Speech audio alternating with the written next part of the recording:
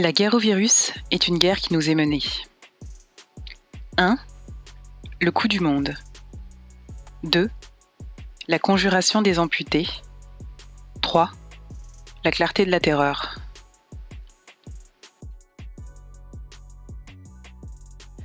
Ce fut un coup du monde, une offensive de tous les diables, sans limite, foudroyante, latérale. Une frappe de drone sur la situation mondiale, sous le soleil de midi, alors que le bon peuple des terriens s'apprêtait à passer à table.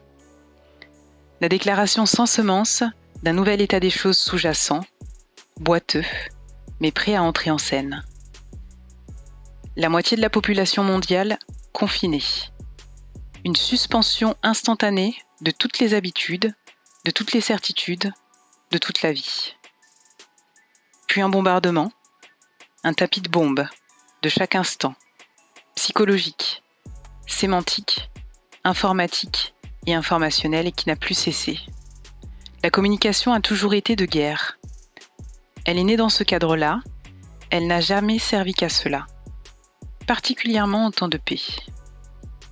Sa vérité ne réside jamais dans ce qu'elle dit, mais dans les opérations qu'elle mène, et qui sont aussi lisibles qu'un secret au milieu du visage.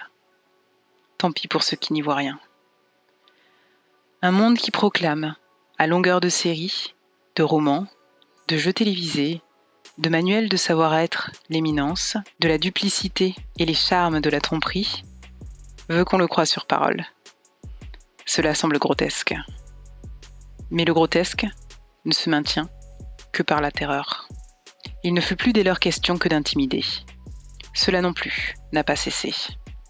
Comme les pervers ne conservent leur empire qu'en poussant plus loin leurs abus, cette offensive ne peut se croire victorieuse qu'à condition d'avancer toujours.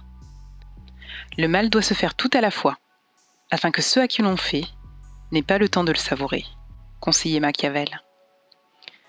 En Colombie, la police est allée exécuter les opposants à domicile, directement au bénéfice du confinement. En Inde, on asperge les intouchables d'eau de javel pour les désinfecter. Au Sri Lanka, on interdit aux musulmans d'enterrer leurs morts, à cause du coronavirus. Et comme il n'est pas question de les incinérer, on leur suggère d'aller les inhumer ailleurs. En Israël, c'est l'antiterrorisme qui traque les cas contacts et le Premier ministre traite les non-vaccinés de bombes à retardement.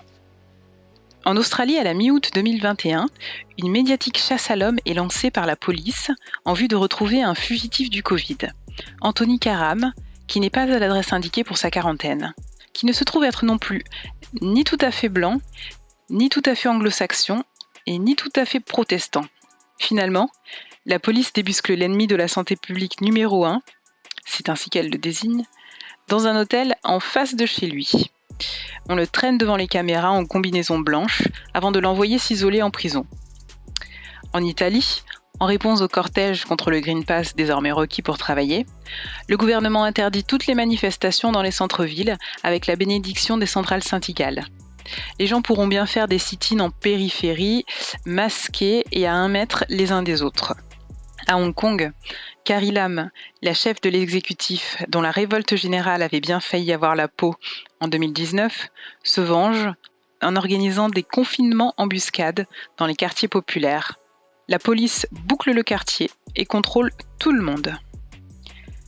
À Singapour, après le robot chien de Boston Dynamics qui aboyait aux passants en mai 2020 de respecter la distance sociale, c'est maintenant le robot Xavier qui patrouille les rues à la poursuite des fumeurs, des vendeurs à la sauvette et de ceux qui osent se réunir à plus de 5, normes sanitaires obligent.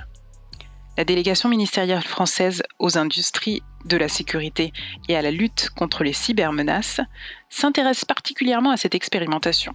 En France, fidèle à la tradition locale d'inhumanité administrative, on nous interdit d'embrasser une dernière fois nos parents mourants, avant de les fourrer sans soin ni cérémonie dans des sacs à cadavres. Pas d'obsèques, venez chercher les cendres dans 2 semaines. Au printemps 2020, une vieille amie, une vieille terroriste à coup sûr, passait le temps suspendu du confinement avec quelques-unes de ses voisines, se lisant des poèmes de leur goût, de leur cœur, depuis leurs fenêtres respectives. Elles ne tardèrent pas à recevoir une lettre de la copropriété leur intimant de cesser ce scandale. prendre du bon temps pendant que d'autres meurent. Ce monde ne se domine plus lorsqu'il s'agit de cracher sa rage contre tous ceux qui osent encore respirer. Les jeunes, les pauvres, les dansants, les insouciants, les irréguliers. Partout, l'oppression que l'on n'avouait pas comme politique s'affiche désormais comme biopolitique. C'est le règne de la statistique réalisée. Partout, les gouvernements rêvent de Chine. Il n'y a qu'eux pour en rêver. Toute cette terreur n'est pas sérieuse. C'est celle d'un monde fini, mais qui ne veut pas finir, qui n'est que cette volonté vide de durer, qui est à la merci d'un éclat de rire trop contagieux. Un monde dont chaque jour expose la faillite, entre deux publicités pour l'entreprise du futur et les voyages interstellaires. La terreur qu'il déploie est celle qu'il ressent. Des gens qui tremblent ont manifestement décidé de frapper un grand coup. Un grand coup pour restaurer leur autorité perdue et leur marge déclinante. Mais rien ne peut durablement restaurer l'autorité des médias et des gouvernements, de la politique et de la culture, de la science et de l'industrie, du capital sous toutes ses formes. Toute autorité brûle et rebrûle chaque été dans les brasiers planétaires.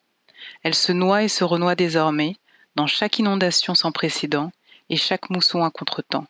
Elle s'ensevelit jour après jour sous le tourment des mensonges qu'elle doit proférer à flux tendu pour survivre encore.